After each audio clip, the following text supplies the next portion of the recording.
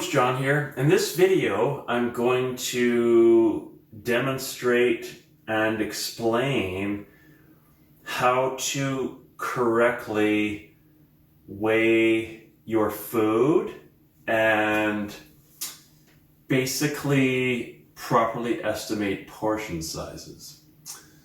So we have two different types of digital scales here. They do the same thing, they're just different styles. I prefer this one because when you're putting a bowl or something on it, you're still able to see the digital readout. This one here is good too, but because it's not as long, the digital readout can get covered by larger bowls.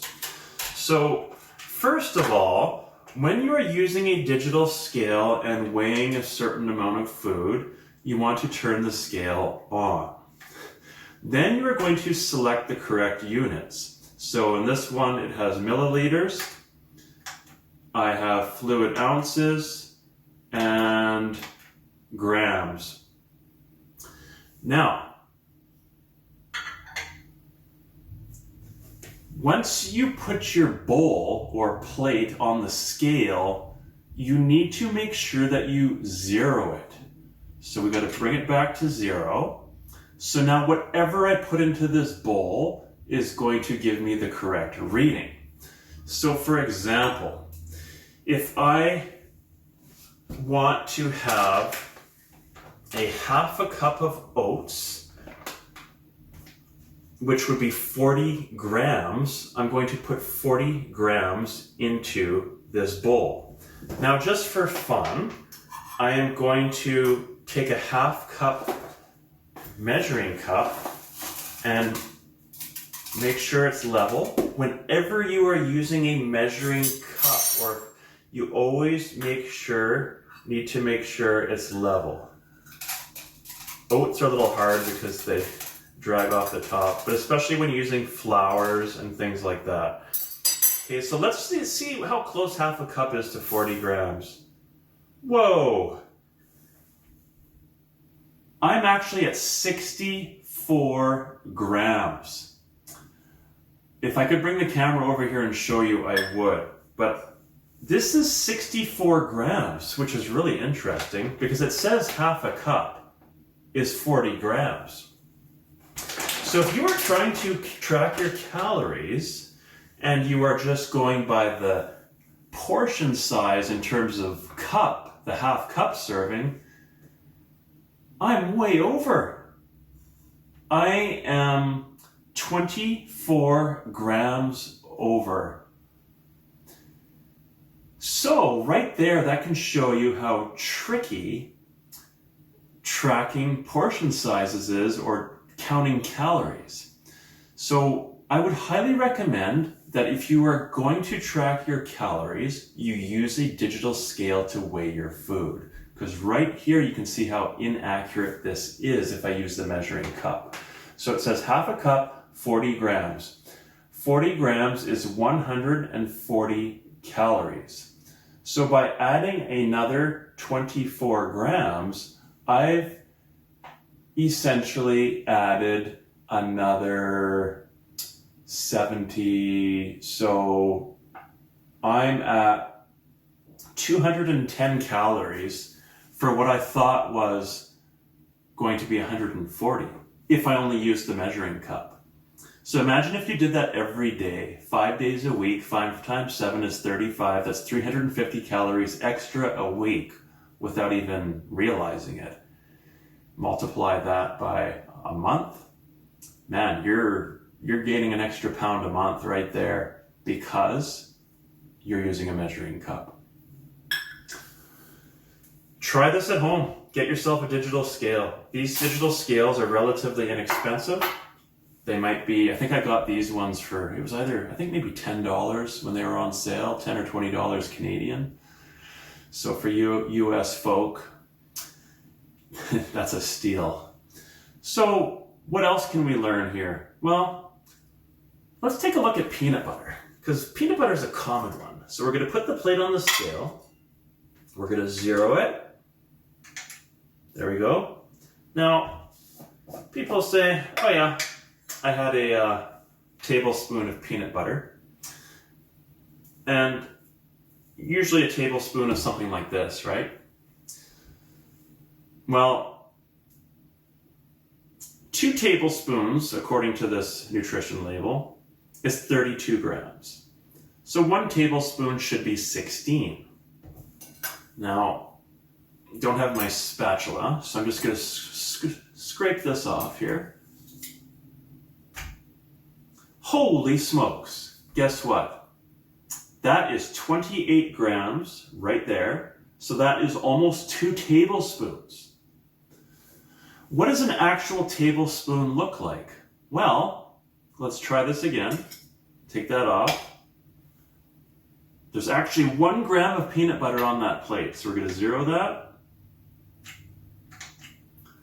Now, if I scrape, this is a standard tablespoon, it's not for measuring. Let's just put the peanut butter in there and make it fairly flat.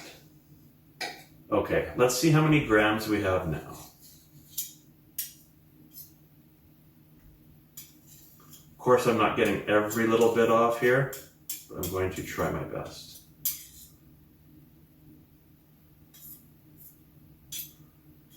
Okay, so we're aiming for, we're aiming for 16 grams, which would be 1 tablespoon.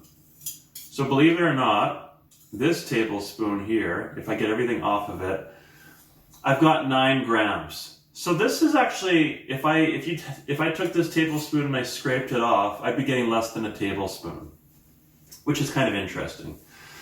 So, what does a regular tablespoon look like? An actual tablespoon, I mean. Well, an actual tablespoon is right here. 1 tablespoon. So if this is accurate, I should have 32 grams. So remember, standard tablespoon, probably that most people have, was almost double what 1 tablespoon should be. And then when I scraped this tablespoon off, it was about half what 1 tablespoon should be. So here's an actual tablespoon. So let's fill this one up and see what we get. We're going to make it nice and flat to try and be as accurate as possible with the tablespoon. Okay, we're going to 0 the scale once again. And we're going to scrape this out as best we can and see how close to 16 grams we are.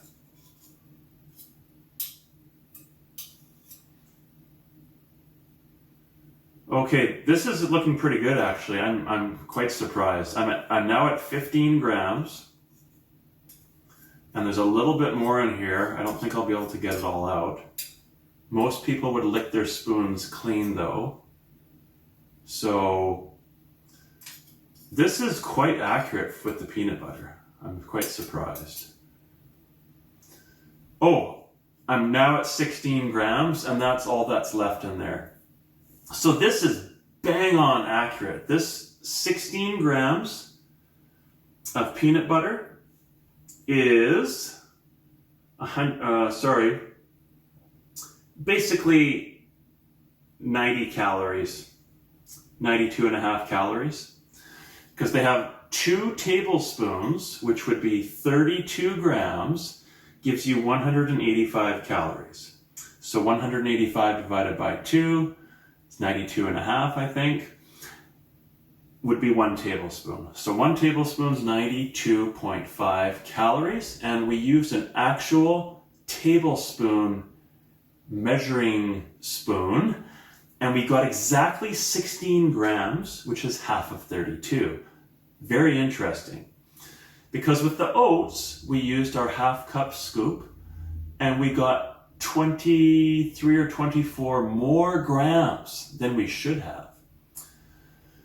So it just shows you that tracking and counting calories isn't all that accurate depending on how you do it. So I would highly recommend that if you are tracking your calories, you weigh what you have. If you have a packaged item such as a loaf of bread, usually those are fairly accurate. But let's just see how accurate a package of crackers is. So we'll just get the rest of that off there. Okay, so now let's take a look at a box of Triscuits. Okay, these ones aren't opened yet, but so we'll zero the scale. There we go. Now these Triscuits are the low sodium Triscuits. Triscuits are a pretty good cracker. They've only got 3 ingredients: whole grain, wheat, vegetable oil, and sea salt. So according to this nutrition label, 4 crackers should weigh 19 grams. And 4 crackers gives us 80 calories. Which means 1 cracker should be roughly 4.9 grams or so, just under 5. And 1 cracker would give us 20 calories. So let's see how accurate that label is with their weight estimation on each cracker. 1 Triscuit cracker, the scale is at 0 grams, and we have 5 grams. So that's pretty darn accurate because they said 4 crackers is 19 grams, close enough to 20. So that's quite interesting. So you know that when you actually pull a cracker out, it's going to be pretty accurate to the given weight. So I hope that helped elucidate how kind of interesting tracking food can be if you were just reading the labels and if you were using a measuring cup for oats, for instance. You can be way off. Peanut butter, your typical peanut butter amount, when people take out a tablespoon, that's actually 2 tablespoons right there. So when you're putting peanut butter on your toast, are you putting 2 tablespoons? Or are you actually putting 1 tablespoon? When you put peanut butter on your knife to put on your peanut butter, are you using this much? Because I guarantee you, this is more than 1 tablespoon. And being that peanut butter is very high in fat, not that vegetable or plant-based fat is bad for us, it's just fat is very high in calories, and peanuts have a very high amount of fat, namely monounsaturated fat. So this can skyrocket your calories for the day. If you're doing that every day and you are eating your oatmeal by using a measuring cup every day, you could be over your calorie quota by several hundred calories every day just by 2 simple little, I guess you could call them mistakes.